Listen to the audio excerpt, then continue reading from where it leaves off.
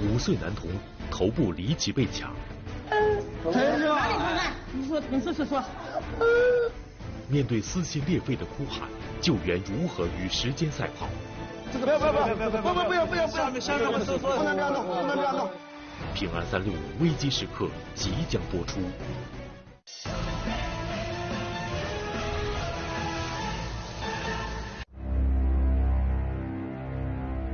2016年3月28日晚，一位父亲急匆匆地跑进了浙江省宁波市奉化消防大队，他带来了一位造型奇特的小客人。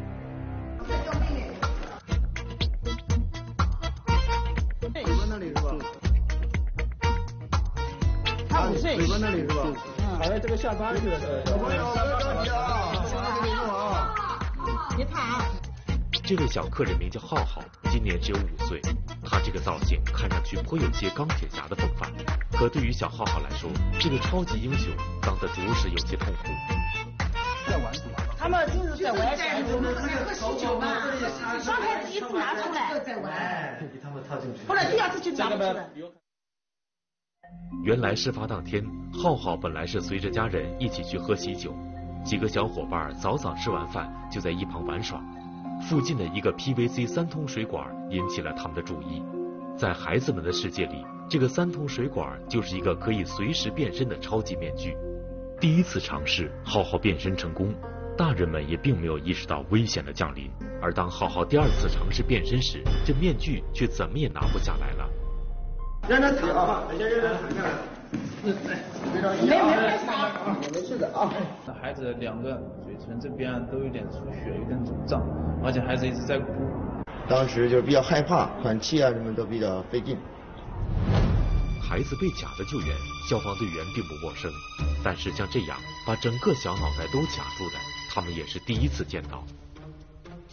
疼是吧？哪里疼啊？你说疼说。别哭啊！你先别哭啊！连接处卡在了小孩的这个嘴上，喘气啊，很不方便。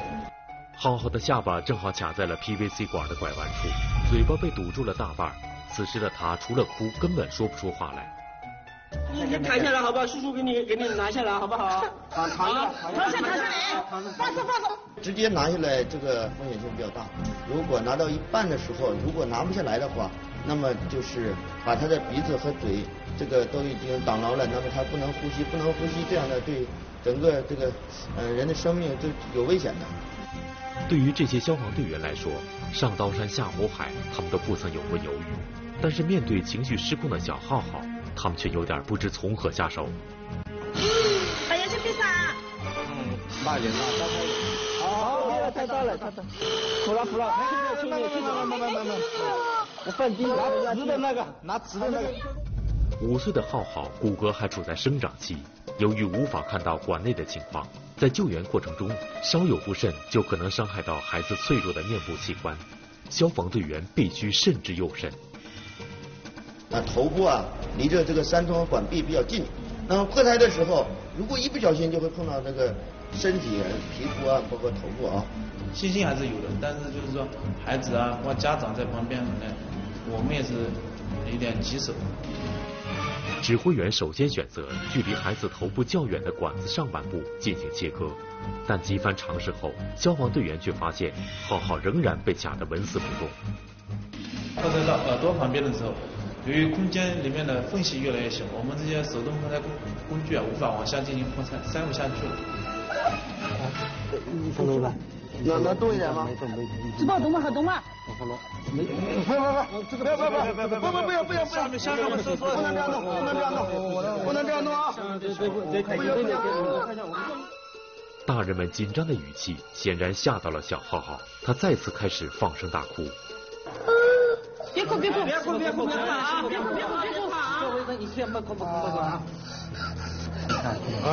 舒服一点吗？舒服一点了吗？嘴能闭了吗？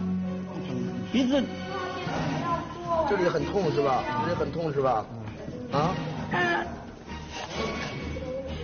？PVC 管的连接处棱角锋利，孩子的小脸相当于是长时间卡在刀刃上，浩浩的上唇出现了明显的肿胀。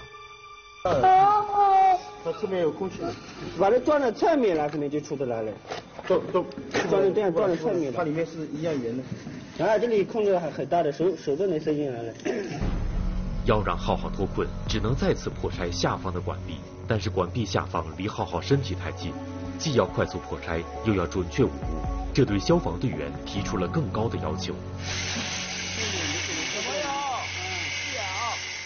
我们一直在跟他讲，包括我们自己也有信心的，肯定这个东西是能打开的，只是说让小孩不要动，来配合我们工作，那个我们肯定是能弄开的。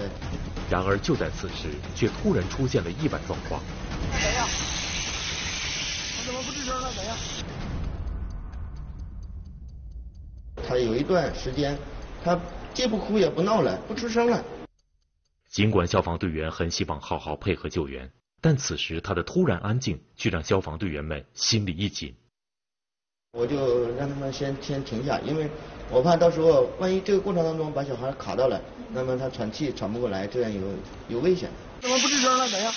啊，你说没事。有惊无险，浩浩只是哭累了，救援也进入了最后的阶段。这个地方他正好肩膀在，不敢切下去。那个嘞，那边，拿出来，出来。妈。这一声妈妈是小浩浩被卡住以后说出来的第一句话，也让所有人心里的大石头落了地。叫我们出去喝喜酒，他在外面玩，我们不知道。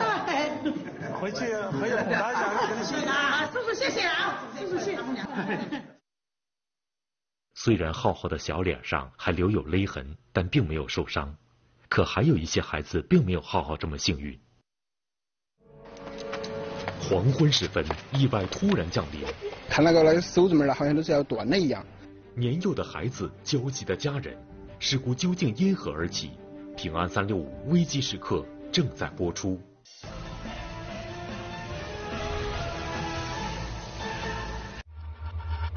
2016年3月17日晚，家住重庆市垫江县永兴村的王大娘像往常一样在家准备晚饭。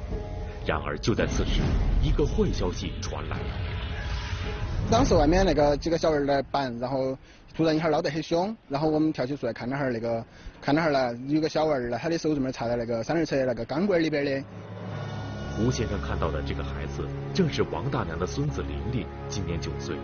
大约7点嘛，我们弄晚饭了，当时我们不晓得他出家的。突然而至的意外让王大娘吓坏了，放下手里的活，一路跑去找孙子。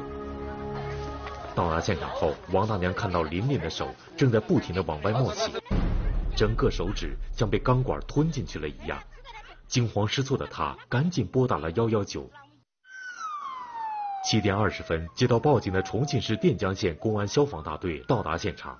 当时的情况非常紧张，因为我们赶到现场的时候，距离事故发生已经快过去半小时了。当时小男孩的手指感觉已经断了。消防队员看到琳琳的右手中指卡在了三轮车的一个钢管空隙中，而手指根部几近完全断裂，从外表看只剩下一点点筋骨还在连接着。这手指门在那头的啊，弄不出了，找他搬了半个钟头了。他都不说，这打过来就知道。他吃在那洞洞头夹啷个住嘛？对呀，吃在那洞洞头夹不断的。由于钢管管体与孩子手指根部的接触面过小，所以消防员选择救援工具时非常谨慎。你在这个嘛？那个烫的嘛，你隔起。啊。你那个隔起烫的嘛，说把手给烫不成了嘛，对吧？啊，我就是说把那件哈给你夹了。你们不要说，他们这个啷个处理？你们说啷个处理？我把那件哈给你夹了，你就马上送医院。要得。经过仔细观察，指挥员决定用便于操作的万向剪切钳对钢管进行剪切。救援的时候还是存在一定的难度，因为三轮车上面全部是钢筋钢管焊接的那个框架，因为我们怕在剪切的时候一不注意，钢管存在弹性，生怕一剪断的时候一弹就把那点筋和皮给崩断了。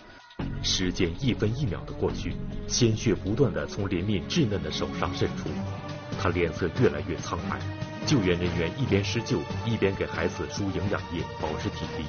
一些目击者在周围议论着事故发生时的情况。他说从哪儿掉？他掉下来，他那倒。他可能是手指儿住下去，他跳下来，掰断了。哦，住进去的吧？他肯定是住进去的嘎。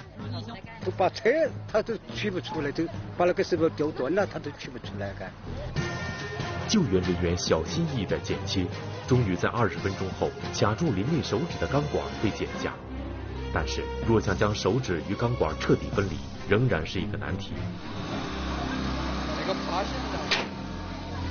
如果将小孩和手体进行完全分离，那么就要使用无齿锯等破拆工具，肯定会对手体进行损伤，影响以后手指的恢复。好，取个曲出来，慢点，慢点，你别慌，莫慌。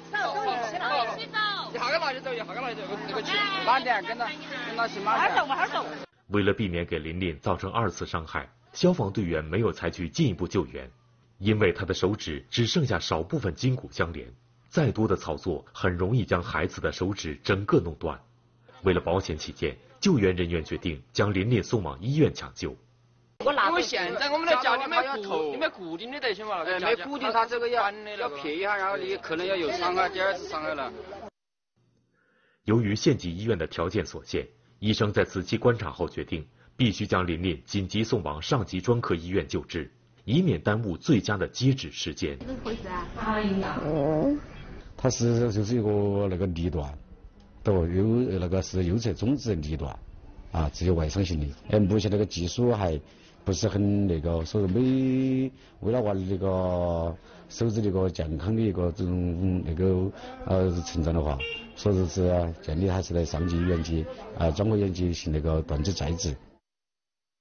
随后，琳琳被连夜送往重庆市长城医院进行抢救。经过数小时的努力，琳琳的手指从钢管中取了出来，医生及时对她进行了断指再植手术。琳琳断裂的手指终于被成功接上。那么这起事故是怎么发生的？为什么孩子的手指会折断？他究竟是被外力所伤，还是另有原因呢？原来事故当天，琳琳做完作业就和邻居家几个小朋友一起到院子里玩耍。玩耍时，琳琳爬到一辆3轮车上来回的跳，无意间她将手指伸进了3轮车钢架上的一个孔洞中。就在又一次往下跳的瞬间，她竟忘记取出手指，悲剧就这样发生了。我们当时不敢动，怕一会儿弄断了，然后就去喊家长。害怕。事隔20天后，我们来到了琳琳家，看她的精神状态还不错。据孩子的家人说，琳琳刚刚出院不久，还在疗养阶段。断裂的手指现在由3根钢钉固定。琳琳说已经没有那么疼了。你不担心吗？老妹哈，担心啦？担心啥子？担心手结不上，吃进去明明想吃出来的有人搞忘了。我都不敢看，吓死人了！刚才心都慌了，电话都觉得安气都不是很高的了。当时确实还是非常担心啊。哎，因为一看到他纯粹是感觉那个手指毛都飞了一样呀，他第2是断了的，凸得在皮在上面，看起有点黑人。手指虽然接上了，但能不能恢复到正常人的手指活动水平呢？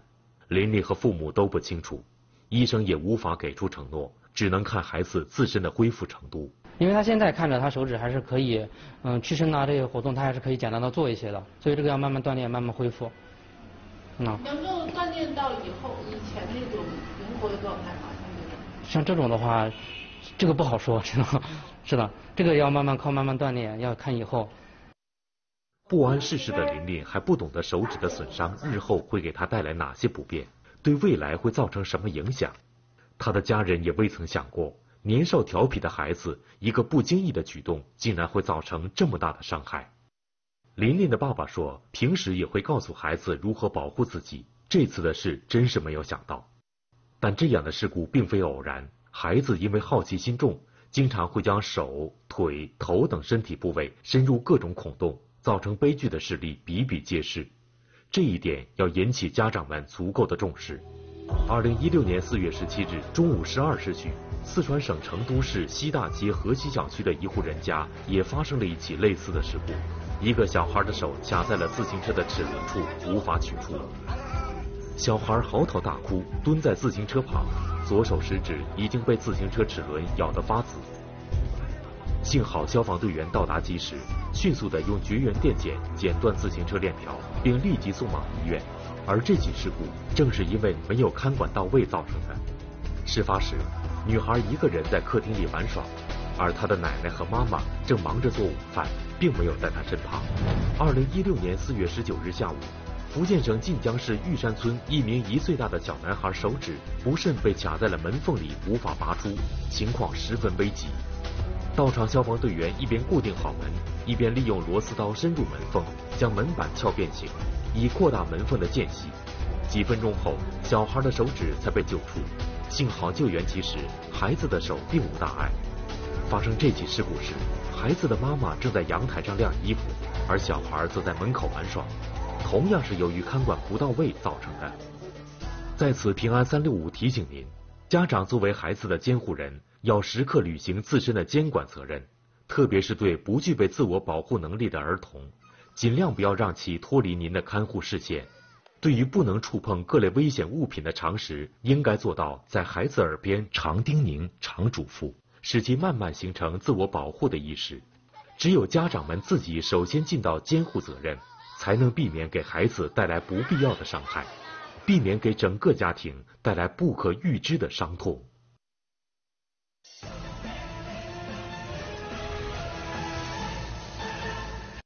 2016年4月7日凌晨，福建省漳州市平和县一民房突然倒塌，有2名老人被埋压在倒塌的废墟中。里面立即叫人把我们现在的东西把它往外推，现在根本就没办法大型的东西。平和县消防大队的救援队员接到报警后，第一时间赶到了现场。